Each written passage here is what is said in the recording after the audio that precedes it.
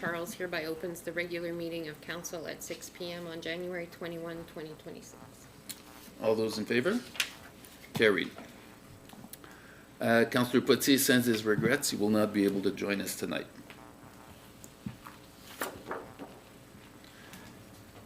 We would like to begin by acknowledging that we are in Robinson Huron Treaty Territory, and the land on which we gather is the traditional territory of the Atikameksheng Anishinaabe. We also wish to recognize our neighboring community of Doki's First Nation. While we meet today, we would like to take a moment to acknowledge the importance of the lands we each call home. We do this to reaffirm our commitment and responsibility in improving relationships between nations and to improving our own understanding of local Indigenous people and their culture. Can I have a mover and a seconder to adopt the agenda? Councillor Loftus, Councillor Lachance. Moved by Councillor Loftus and seconded by Councillor Lachance, be it resolved that the agenda for the regular meeting of council held January 21, 2026 be adopted as presented. All those in favor? Carried. Disclosure of pecuniary interest, Councillor Framboise. Councillor Loftus. None, Your Worship. Councillor Lachance. None, Your Worship. And none for myself.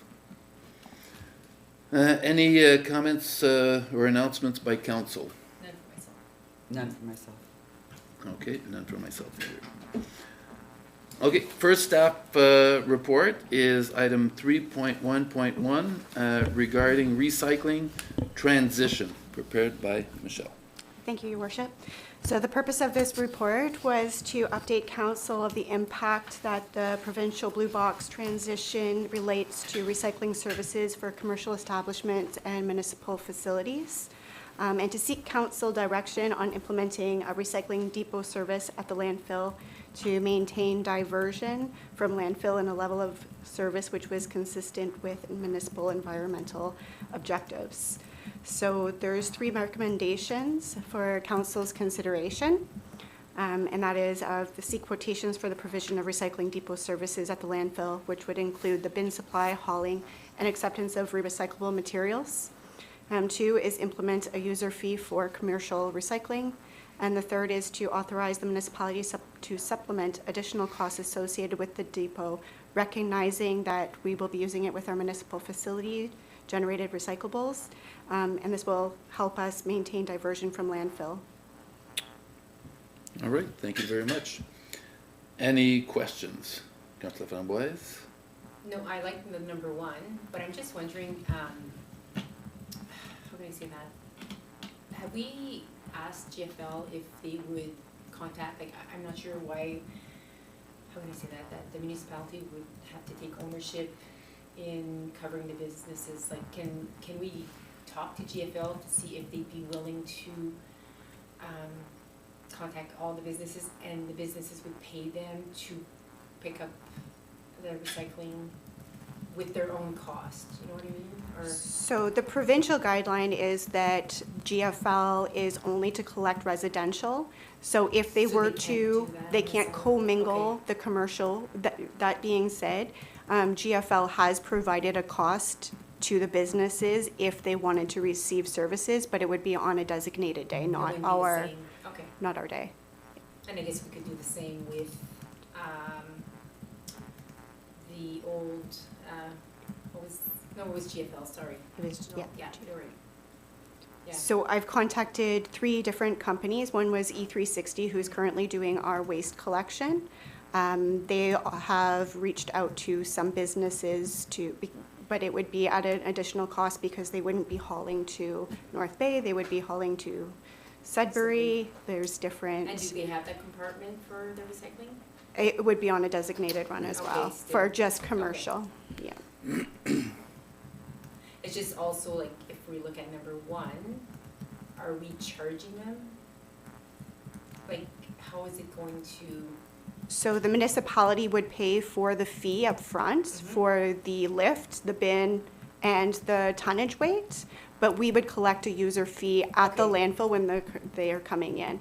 So currently, we're charging the commercial establishments for waste generated, Exactly. recycling being waste. So it's just going into a different pot. Exactly.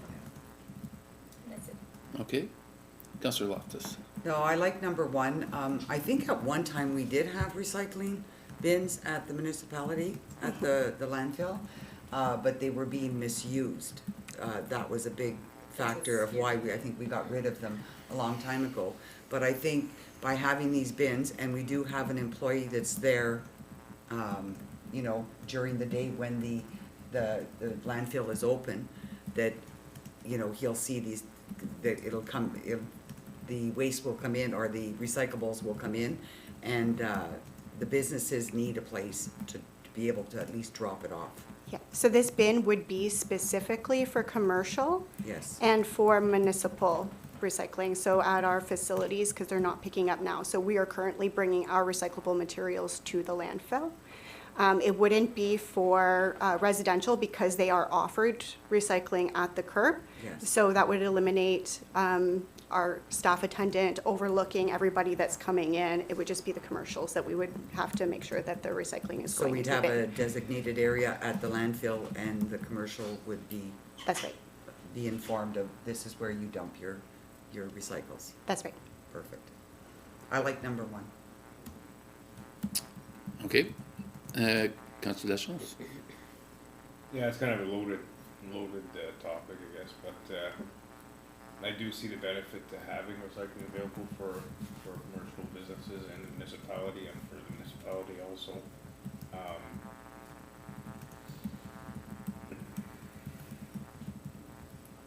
So after we're done deciding what option we want to go with, you're going to be gathering quotes for staging a bin for tonnage. Like, I know there's already one in here for Yeah.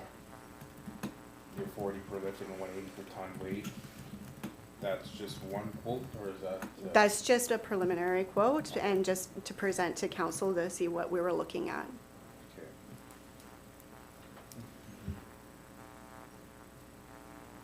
I don't know if there's, other than quotes, you're setting up kind of like a guideline to what services will be offered with that bin, if we put one there, and not like, you're gonna allow all the residents to use the bin also, is what you're thinking, or just No. commercial businesses? Just commercial, so we can eliminate the contamination. If there's contamination that's going in it, we're gonna have a higher cost associated with that bin. I'm okay with option one, but I think that maybe we do an environmental committee meeting on the workings of it, possibly, just to make sure we can have a spot to, for liquid input in, I don't know, Okay? kind of just go through it. Cause that you're probably gonna be bringing up the procedure for this, right, for our policy for the landfill for this? So our waste management bylaw is currently under review. We're hoping that it was gonna be presented at next meeting. Okay, so do you wanna review that at the committee level before you bring it to council, or? The bylaw or the bylaw? direction, Well, sorry. This is gonna be a little bylaw. It'll be a portion of it within the user fee, yeah. Do you think it'd be beneficial to bring it to the committee before we bring it to council, or? And that would be up to council's discretion. No, I think, there's never been an environmental committee meeting yet, and I've been here for 3 and a little bit years. Maybe it would be a good time for it to go through it quick and kind of make our recommendations to council to make it quicker on the actual journal meetings. Yes. Yes, I could call it, because I'm the chair for that, so, You're the chair? yeah. Okay. Who's the co-chair? Council Patsy, I believe. Yeah. Okay. All right. If it's Um, okay with you, we can Yeah. coordinate a date. I have a question. How many businesses do we foresee going into the bin that would be depositing product into the recycling bin? So, a Other little bit than of us. research that I've done, there's been other businesses that have been bringing their recycling stuff as waste into the landfill currently. So, there's 10. There's 10 that's- total. There's 10, yeah. Yeah. And how are you going to determine the fee per each dump? It's not on a tonnage because we're on a weight, because we don't have a scale, It'd be by cubic meter. by cubic meter. Okay. And determined in which fashion? Just, has there been, is it just gonna be the size of the trailer? Yes. Okay, all right. So I think having, if you can arrange with the chair to have a meeting of committee first, I think that might be beneficial, give us less to discuss during the actual meeting, Okay. all right? So, but I also like option one. All right, thank you very much. Thank you. Next, item 3.2.1, report to council, alternative methods of voting, prepared by Tammy. So I'm sure you all had lots of fun reading this nice long report that I put together. So as we all know, it's election year, and we have to start now implementing different things that need to be done. We have until May 1st to determine an alternate method of voting, whether that is by internet or telephone or our traditional mail-in. Right now, I am recommending the internet and telephone. It seems to be the way that most municipalities are going now. The costing, based on preliminary numbers that I've got, we would be roughly around the same. The big advantage with the internet and telephone is a lot less spoiled votes, because you do get a lot of people that get confused with, okay, this piece of paper has to go in this envelope, and this piece of paper has to go in this envelope, and then this envelope has to go in this envelope.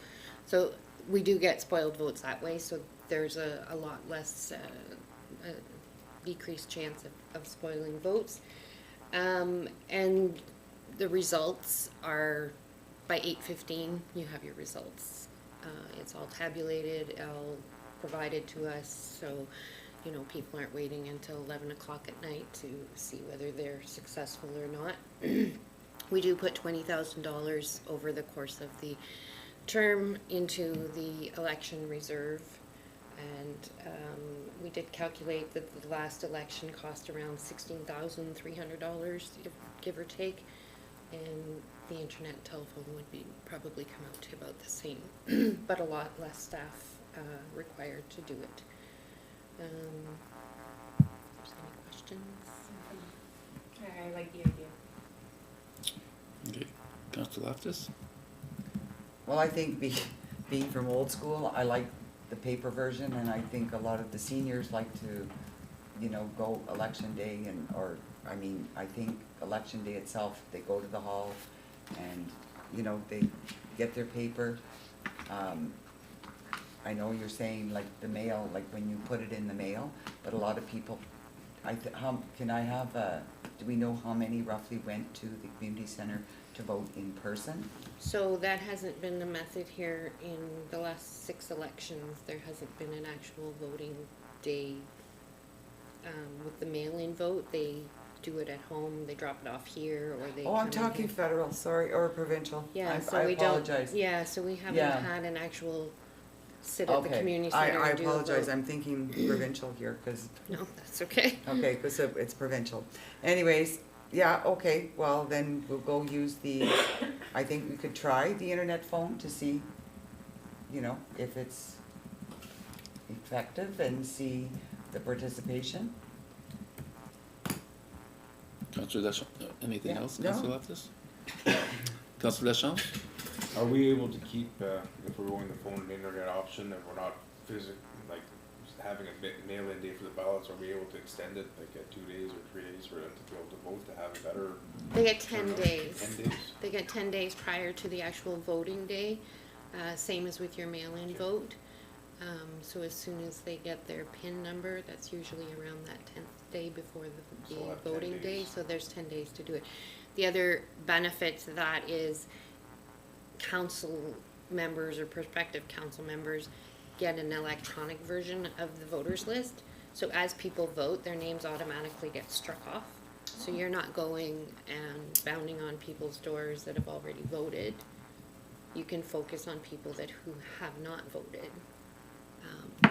So that's a benefit. And, forgive me for my ignorance, but like I've never been involved in an election where it's electronic or by phone, so how would you be scrutinizing votes in that case? You just, There's no scrutiny, there's it's no No. scrutiny, you can't scrutinize the votes, it is what it is. tabulated, And that's electronic. all. Okay. Don't share your code. What's that? Don't share Don't your code. Just trying to think of any other way that, any other questions, but So the option two would be, we would have a computer set up here at the office for Yeah. anybody that needed assistance. They could come to the office and we could walk them through the process. Yeah, that's good. yeah, cause not everyone has an email address, but I guess they probably all have one affiliated with their roll number. Not just that, but they have their phone. So you can do, just by your telephone number, you call And is in. it gonna be your roll number you plug in to vote? Or No, you get a specific PIN on a card that's mailed to you, Per resident? Oh, per great. voter. Yeah. Okay. Yeah. Same thing, same as the mail process. Yeah, Okay. I don't have any concerns. Other So people- you're in favor of, Yeah, I think it's worth a shot. With Yeah. more time, if you voted on the 10th day by mail, you wouldn't make it here in time, so it gives that extra, because it's instant. yeah, Both systems are from the same provider though, the phone and the internet, so there's no. yes, I like the fact that if a senior requires assistance, that they're able to come here and get it done, because like my dad being 93, he wouldn't know how to go, he doesn't have internet, he doesn't have an email, and he has a hard time using his phone. yeah. So he, you know, people like that still live out there in the community, it's nice to know that they can come in and they can get the assistance, so, for voting. Okay. You have to bring your tablet with you when you're going door to door. Yeah. Vote. Try to prove it. So I will bring forth at the next meeting, costing from some suppliers. for Sim the suppliers, Some Oh. suppliers. All right. Thank you. And the voters list, the selection of the voters list, is it still the same, is it still Impact? No, it's Elections Ontario. There we go. That's gonna be better. Yeah. Okay, thank you very much. Next item, 3.2.2, oh, did that one. That means the Didn't, campers aren't gonna be voting? pardon? People that camp, like at campgrounds here won't be Yes. voting here, they still. That's over and above Election Ontario though, on the voters list. Nope, that's part of Elections Ontario. They register with them. Yeah. Sorry. No, that's okay. Next, report item 3.2.3, report to council hiring policy review. No, And- Service Ontario contract. Oh, yeah, the Service Ontario contract, okay. Item 3.2.2, Service Ontario contract, prepared by Tammy. So there, Councillor LaFramboise has some questions specific about the contract with Service Ontario. I believe I've answered everything that was requested in her request.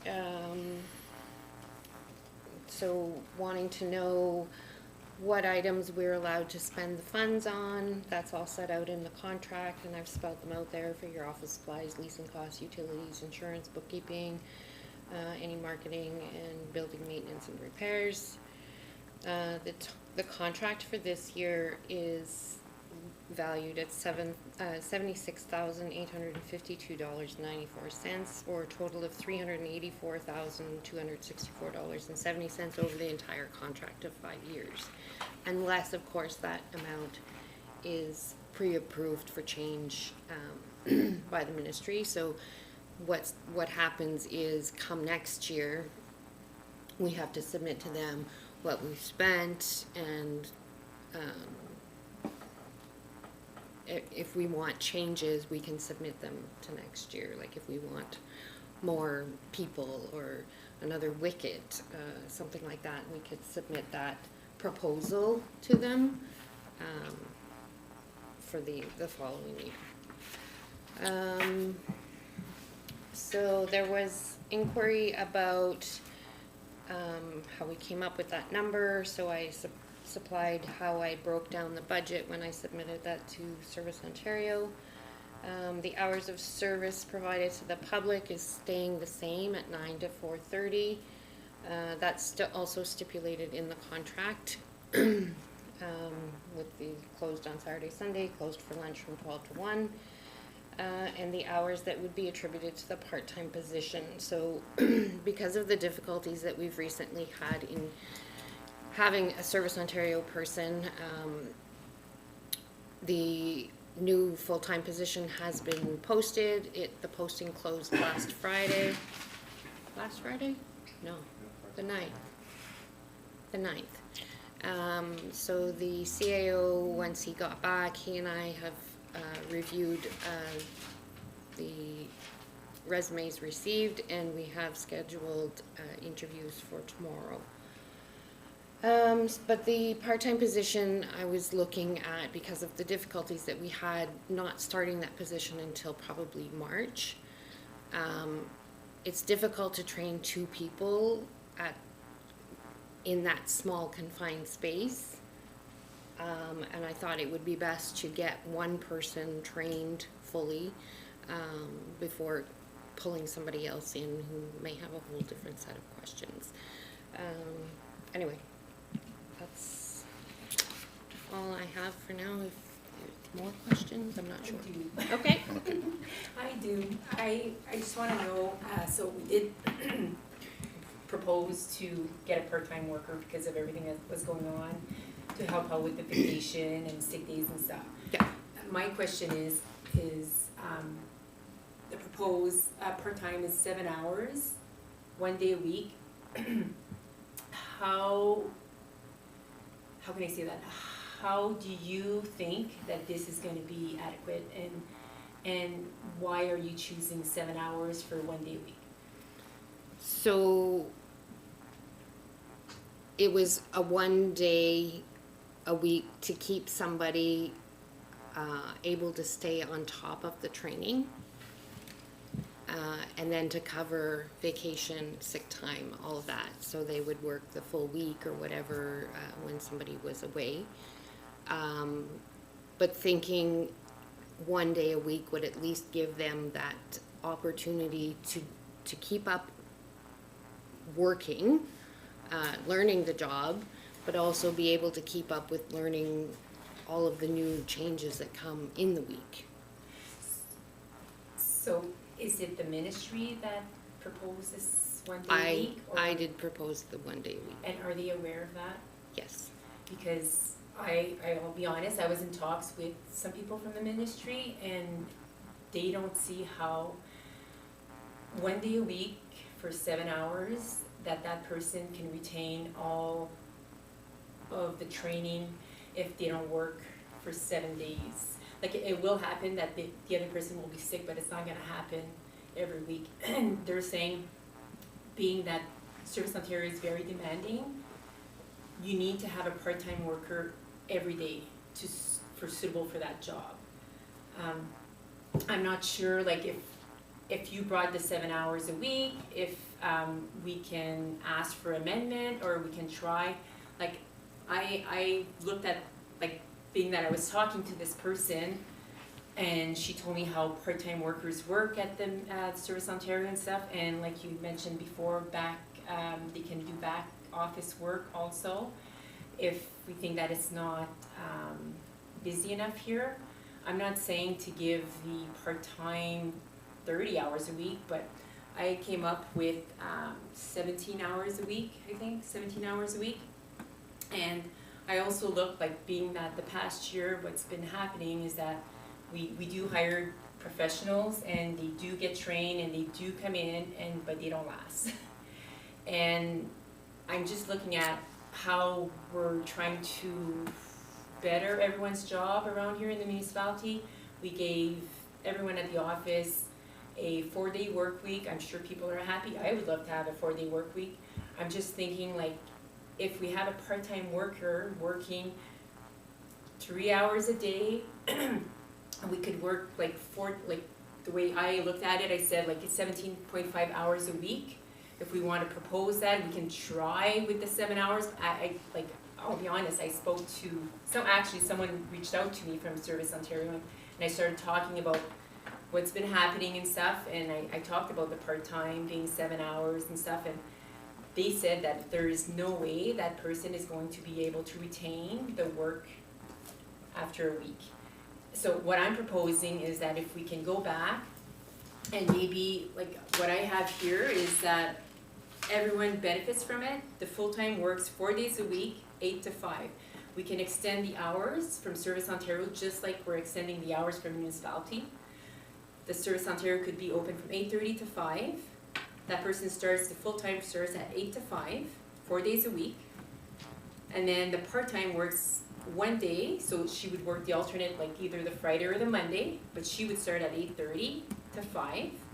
And then 3 days a week, it would be from 9 to 12, because we close at 12, from 12 to 1. That would give them the 35 hours for the full-time, 17.5 for the part-time. Then we get extended hours for everyone. So we get like from 4:30 to 5, it's extended half an hour, and then in the morning, it would be extended from 8:30 to 9, so half an hour in the morning. It's consistent with the part-time being here every morning. I know it's hard, maybe like people won't wanna work, but I started my job at traveling from St. Charles to Hanmer at 17.5 hours a week. That's how I started. So there is someone that's gonna apply, someone's gonna, but I'm not sure if you can amend, or I think you can, but I don't know if we can bring the proposal up. We're already like February, so I think we'd have enough money, because I even look at the budget projection, I look at the wages, the 49,000, if you calculate that, it's a lot higher than what their hourly rate is right now, so A I think buffer we was could, put in for the negotiations. but it's still higher. 'Cause, Yeah. but it's still higher than what Denis proposed in one of the emails. Okay. And then I did the calculation, it's still at least, I don't know if I can mention it, but, I have written it down. So it's calculated at least at $2 more than what Denis mentioned in his email. So I'm looking at, I factored a 5% increase. okay, so he had factored 3%. I had factored 5, Okay, just to be safe with the Yeah. negotiation. so, and then there's like criminal record check, that's $40, not 100, that's not done every year. Like, I think there's some stuff that we can play with, the numbers, like I went through. So the criminal record check, each person has to have it done, so the new hire and the other would have to be done. Yes, yeah, but it's not every year, right? Like, so that would be taken, you don't need a criminal check every year. Not every year, No. No, but Service Ontario So- does require them regularly. yeah, but not every year. No. I did look into that. There's other things here and there that are like off a little bit. I looked at the budget, like I have the budget here from last year. I'm just saying, like, if we can play, I think there's numbers that we could play around and probably have someone close to, I calculated, I think instead of, I think I was off about 6,000 for the part-time, but I think, like you said, we could probably bring that forward to the ministry. I don't know, I'm just trying to, we wanna hire someone, we wanna keep them.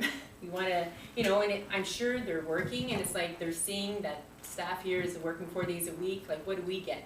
We work 5 days, and we're here till, like, I'm just trying to help everyone out and make it successful, so we don't have to be back in the situation we've been in the past year. Just to make sure everybody's, like, the situations that you're saying happened in the past year were, I think, one-offs, like, they weren't because of work situations, they were No, other, but then if we have a part-time that's here, and that's why This is we're gonna- looking at the this is part-time. gonna stay open. Okay. You know what I mean? Because we get a lot of phone calls when it's not open. Yeah, yes, are we So- allowed to change hours on? I can go back to the ministry and ask him if we can look at that. I can tell you that when these discussions happened, There was no indication made to me that that what I was seeking was not feasible. That indication was not made to me by the person that I negotiated the contract with or their superior. So Yeah, so that's there's fine, I can go back difference to of them and opinion ask there, so. them that. Maybe ask And I them do because- understand that Service Ontario is a very underestimated position. It is more than data entry, people don't understand that. And that's what the person told me. It's very, demanding. It's very demanding. And she said, like, I'm not sure, like, the other worker did a fantastic job. I was here, but she said, I can guarantee you, after 3 months, they're not gonna be fully trained and they'll need assistance. Yeah. Like, it doesn't matter. So for a person to come in and work just 1 day a week, she won't be able to do the job when she's by herself. Well, first of all, I think we would need to go ask, like you say, you're talking to somebody, but I think we should go back and ask Like somebody a at Service negotiate Ontario that contract. you've had dealings with, what their opinions are, Yeah. and something that would be a retro that would come back to us afterwards. Right. And also, like, you're right, this is only gonna be taking place in March, so that does give us a little bit of leeway to start to look into this. So, anything else to add? Well, I'm just also, I'm not bringing up, I'm not extending the hours just because, but Service Ontario is pretty much from 8:30 to 5 everywhere else. So, and that's another benefit that she did mention when I was talking to that person. Okay. Okay. Yes, So another thing that we also need to consider is bringing in that second person and asking for the back office work, which they are willing to give us, but they But we wanna have make to sure ask, that eh? we, I no, think- no, well, she it's, told me that it's, we have to Yeah, ask. space. Just a no, minute, it's yeah. already been decided that we get it, we just need to have somebody fully trained and Yes, exactly. able to do their current job before they're gonna send us any back office work, so that's there. and then back office That's work. like replying to emails and Okay. doing So- stuff that would, you That would know, be good more. for So- the part-time. Where would this part-time be doing this? So, and this is what I was gonna say, it's something we need to consider is we have that small area, putting 2 people in there. Having 2 people here requires them to give us another computer, another workstation, that makes us a 2-wicket station then. So that could change a lot. But it doesn't matter, cause even at this 1 day a week, you still have to provide that, don't you? There is a way that they can access certain training modules through our computers without having a Service Ontario. But if you want them to start doing back office work and all that kind of stuff, it will require another wicket, another station. Another Service Ontario computer Station, yeah. So, that we'd That- have that's to just find a something- location for. yeah, that's just something to think about. It's not, or it's not something that they have available on a laptop for their employees, it has to be on a desktop. Yeah, Yeah, they, they have they're very specific particular service about that. requirements. Anything else, No. Councilor West? Councilor Loftus, any questions? Well, if Tammy's willing to go back and talk to Service Ontario about the part-time and maybe extending a little bit more hours for the part-time, like Julie had mentioned, but, I mean, right now, my big thing is getting a full-time, because we are Yeah. interviewing now, we need to get a full-time in there, For sure. and Yeah. then we can deal with a part-time Yeah, in and a that, couple of months, that's correct. yeah. And the full-time, like it's been mentioned there, we're at the interview process. Yes, so Yep. that's important to get that done now Yep. and work on them getting fully trained, and then we can worry about a second person after. Yeah, and then, but I think when we look at a second person in the hours, and we have to envision it as an entirety, not just say we have an extra body, but what do we do with that extra body? Anything else, Councilor Loftus? Sorry, No, Councilor Deschamps.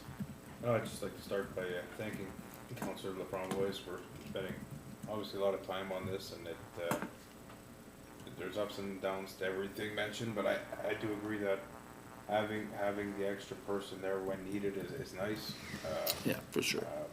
Going back and asking for changes isn't easy, obviously, for when it comes to an agreement, but what you laid out kind of makes sense to me, so I think somewhere, if we can increase our hours of service in any way with this, be open later. Again, a lot of people just miss that window getting home from work, because a lot of us do commute to work. I think it'd be beneficial. The office space I do see as a concern. That's something we have to come up with something there, so thankfully we do have time, and that time that it takes to get the part-time hired also frees up that space in the budget also, because we're not using it right now, so that could be allocated to more hours later on without having to, so I guess seek approval, but there will be money in the budget because it was supposed to start in January, right? Or No, February? I had kind of figured it for March, knowing that All we from the were, start, okay. knowing the situation we were in. Okay. But it's still budgeted though, right? They're still sending us, Mhm. like January, February, we're still Yeah. full. Just trying. Well, what you said to the person, getting the part-time person to do the busy work at the back, I almost feel like if you could have that part-time person working the counter for that 3 hours in the morning and have The your other person. full-time, have 3 hours of, not busy time to actually Figure out focus this. on stuff that I feel would be more beneficial that way. Oh, and guaranteed. Personally, but, yeah, I think it's a good idea to implement a few hours a day give someone a couple hours to answer everything that they need to do, and be probably more beneficial to Service Ontario too, if it was their full-time staff that hopefully they have a good retention on and Yeah. stay with us for a long, long time. And I agree with that one. Like, if the part-time would be more hands-on during the, More when, than- if she'd ever make the transition during a sick period or a vacation, it would be less of a shock. Yeah. Yeah. So these are things that we're going to be I will looking take into. back to Service Ontario. Okay, Thanks. thank you very much. Next, item 3.2.3, hiring policy review. This was deferred from the last meeting, which we had looked at on the 7th. And do we want to maybe work in at the same time item 3.3.1, which is candidate selection process guidelines? Would the guidelines be part of the hiring policy normally? Would they, are they gonna go together? What do you think, Dennis? As in So usually you adopt a policy and then guidelines is how you enact the policy and following. okay, so they're not, They don't have to be from the same document, but they're obviously definitely linked in terms of having a policy and then having a process. okay, so we should look at them separately, is what we're saying. I would. Okay, let's look at then at the first one, which is item 3.2.3, the hiring policy, page 76.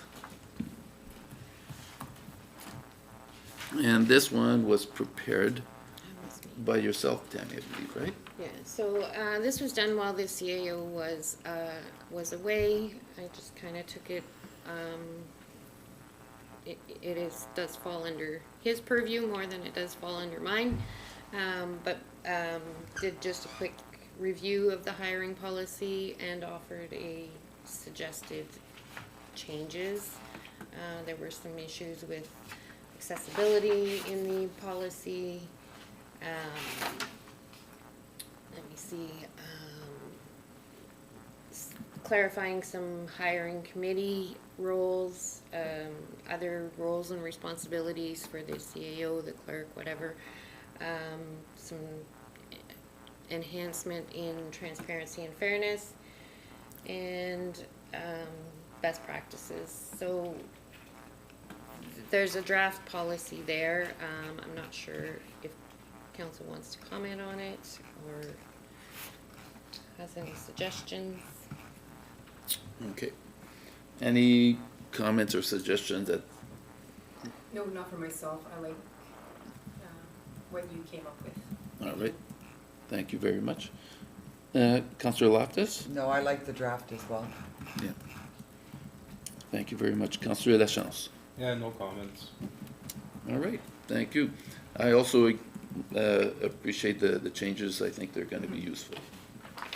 Next item is 3.3.1, and now we're to the candidate selection process guidelines.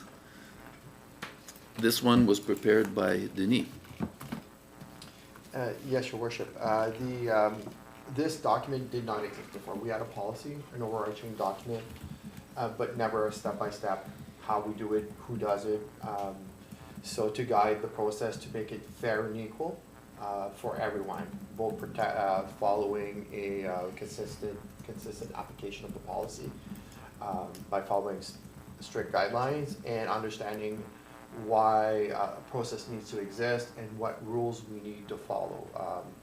There maybe some go unsaid, but there's like discrimination. Obviously, we have to be neutral and fair and judge the candidate on the merits of the position and not discriminate for whatever reason. And I know there was some discussion of like local. So as best as I could, is I tried to get this guide to say how we try to approach local. This process that was put down was basic. This is what we followed, but it was never. There was always some variation. So if you have a straight document following, we can follow step by step, and then towards the end of this guideline is we can evaluate the candidates if it being equal or more or less equal. We can put a bias towards local.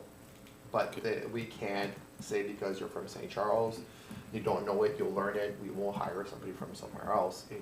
We can't apply that discrimination, so it's a fairness process. And then this would apply to every level of hiring, whether it's a council when they apply to the candidates that they would, CEO for example, that would be council, or whether it's the fire chief hiring a volunteer. If the process is same. Yeah. So that being said, if council wants to go through it, it is pretty much what we try to do on every case that we fail, that we do. And now this document could become Standardize it. standardize the process. Okay. Any questions? I like this proposed. Okay, thank you very much. Councillor Loftus? No, I also like it, it's good. All right. And Councillor Lachance? Well, thanks for the report, and it's nice to include consistency going forward, right, so. Yeah, thank you very much. Yeah, I'm also glad that it's finally down in a written format that we can actually follow clearly and make sure that we don't miss a step, because that's what happens sometimes. We'll just forget step number 5 and we jump something. Thank you. Next, item 3.3.2, report to council, Remembrance Day Committee report, prepared by Denis. Yes, Your Worship. So the Remembrance Day Committee held their annual event on November 11th. Report was prepared and it's attached to this. It's pretty straightforward, detailing the events of the day.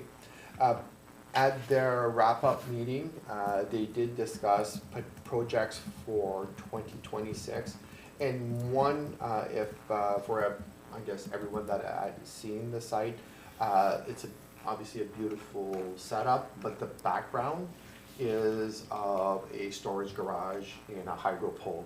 So I have a picture that I think I included in the report. Yes, it is. Yeah.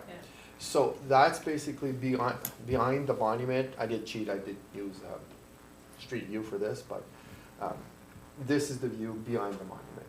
So what they are proposing and requesting in their 2026 budget allocation is funds to plant cedar trees in the spring. So I did put a recommendation that council direct staff to put it in the draft budget, and then from the draft budget, whether it's pulled or adopted. So this would be in addition to their regular funding. So they have sought out costing from, I think it was Frescues for cedar trees, and they have the specific cedar tree that they want to put in. And they would be asking Public Works to prepare the site to keep costs lower. And if there's any other questions or direction, I could take it back to committee. But again, right now, if the only real recommendation, option is to direct staff to include an extra 2,000 in the draft, and then from there, it could be deliberated. All right, thank you very much. No, I think it's a great idea, so I'm in agreement with option one. All right, Councillor Loftus? I like the idea of the trees being put in because it is an eyesore. But I'm just wondering, they have a lot of money in their reserve that hasn't been touched like in years. So I'm just wondering, if we can get amount from the Director of Finance to see how much, because I think, $2,000 added on to our budget, you know, it might increase our tax bracket. Yeah, And I mean, we're in the process of doing the roads and that, so I'm just wondering, the $2,000, because I believe they have like, over 10,000. So, I mean, they could take 2,000 out of that reserve, because it is more to, you know, upgrade the cenotaph, and I think that's money in the reserve that they could be using. okay, thank you very much. Are you aware of any amounts in the reserve? I would recommend at this point, I will give the direction to the treasurer to prepare what's in the amount, and there is a policy adopted for the funds that were put aside for very specific purposes. Yeah. Is in perpetuity putting in new names in the monument, because there's no additional funding. That was all by donation for the perpetual maintenance of Okay, names. those are donations then. But we can definitely bring back the amount, and I will direct and pull out the policy that was adopted by the previous councils on the uses of that fund. All So, right. Yeah, because it's just an idea, like, I mean, Yeah. if they have a lot in the reserve, because I mean, if it's over $10,000, you know, upgrading a name is, that'll last them forever. I mean, we'll follow up with, in Yeah. the budget, when we'll have Yeah. details for council Okay. to make an informed decision. Yeah, that but sounds- following that report in the draft budget, would you, Yes. it can always be stricken Yeah, out afterwards. yeah, it could go in the draft budget, but I'm just saying. Yeah, look they at do that have- they have- information. We have they have other resources that we could possibly use. Correct. Thank you very much, Councillor Loftus. Councillor Lachance? Yeah, thanks for your insight on that, Councilor Loftus. I agree, if there's any way that they have reserves that are usable Mhm. in there, it'd be nice to know what portion they would pay. The only comment that I have is, as far as buying, I know usually when the more bulk you buy, the better deal you get. We're gonna have, some trees getting potentially planted around the, splash pad area and the gazebo and all of that as well. So I just don't know if maybe it would be a good consideration to think of maybe aligning our tree choices as a united front and get a good discount on bulk buy. If you know any members of the Remembrance Day Committee, they've been very, I think they got the best price they're gonna get, but we can always try adding more trees to see if we get a sweeten the deal. Yeah, just because we're gonna be needing some too, for other areas in the municipality. if we're Makes gonna sense. See if we can get a better deal on bulk buying possibly. Other than that, I don't have any other comments, except for that I agree with the recommendation. All right. Thank you very much. I think everybody, discussion added to this solution. Next item is our consent agenda. Before we move on, are there any items that somebody would like to have withdrawn from the consent agenda? Just the 4.1, which I have a question about the meeting. You have a question about one of the minutes? Yes, yeah. The regular meeting of council, May May 15th. 15th? So that one's gonna be for discussion? Yeah. You want, okay. May 15th for discussion. Any other items? Not for myself, sorry. All right. None for myself. All right, Councillor No, none for myself. Lachance, and none for myself. So therefore, I'll wait till we're ready. Just so that everybody is aware, Councillor Lachance did send me, one Councillor of the, Poitier? no, Councillor Lachance, okay. did send me one of the Excel sheets back after the agenda had gone out to pull a couple of items from the correspondence. So item 32 and 33 for a resolution in support, and item 33 for me to prepare a similar resolution for the municipality. Okay, Okay. yep. So we ready for mover? Yep. Okay, mover and the seconder. Councillor Laframboise, Councillor Loftus.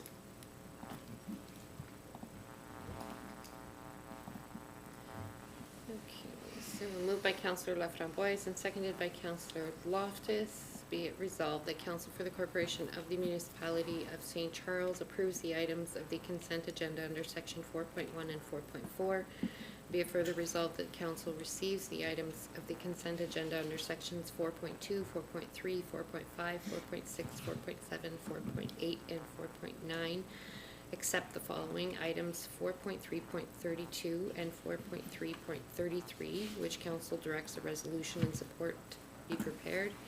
Item 4.3.33, which Council directs a similar resolution be prepared for the municipality of St. Charles. And item 4.1, bracket May 15, 2024 minutes, which Council directs be pulled for discussion. All those in favor? Carried.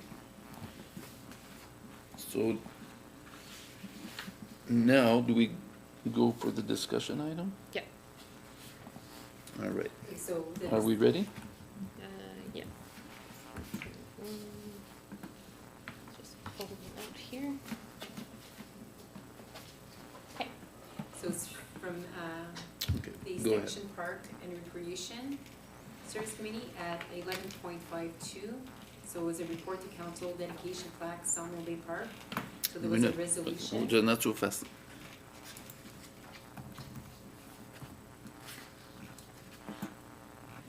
Which section? 11.52. The dedication plan. Yeah. So the resolution 2024-250 was passed. I'm just wondering if it was purchased. If the plaque was purchased. Not The that I'm sign. aware of. Have we purchased the dedication plaque? No, for I the, think- We designed it. It's designed at Yep. this point. And until the park was ready for opening, but I don't know if we got a costing on it. Yep, I have the costing. Okay. I don't know off the top of my Just head, wondering, but. 'cause I had forgotten about that, and when I was reading the minutes, I'm like, oh, you know me. Let me ask questions. Yeah, just putting it out there. Other than Alright. that, the minutes are fine? Yes, yeah. Okay. All right. Thank you very much, Councillor Laframboise. All right, so therefore, we move to item number.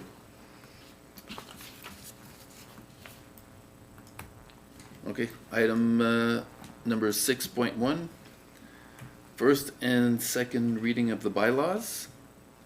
Can I have a mover and a seconder? Councillor Lachance and Councillor Loftus.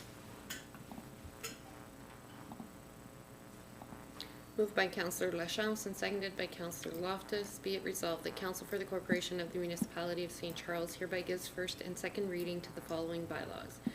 Bylaw 2026-03 being a bylaw to authorize the use of French notices, forms, bracket other than prescribed forms, close brackets, and other information provided under the Municipal Elections Act.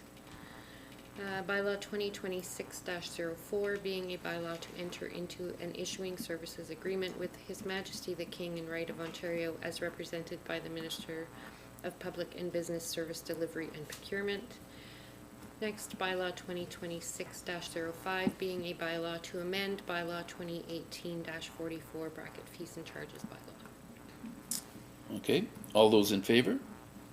Carried. Can I have now a mover and a seconder for the third and final reading of bylaw 2026-03, authorizing the use of French notices. Councillor Laframboise and Councillor Lachance. Moved by Councillor Laframboise and seconded by Councillor Lachance, be it resolved that Council for the Corporation of the Municipality of St. Charles hereby gives third reading to and finally passes bylaw 2026-03. Does anybody have discussions on that matter? No? Okay. All those in favor? Carried. Can I have now a mover for the third and final reading of bylaw 2026-04, bylaw entering into a service agreement with His Majesty the King?